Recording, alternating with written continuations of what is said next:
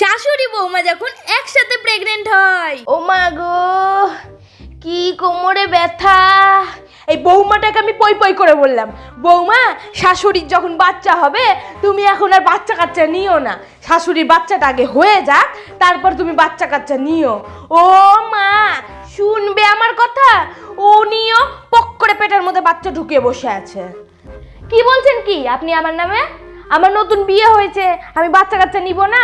আপনার কি উচিত আমার বাচ্চা কাচ্চাগুলোকে দেখাশোনা করা, যত্ন করা? তা না, আপনি নিজেই পেট বাঁধিয়ে বসে আছেন বুড়ো বয়সে।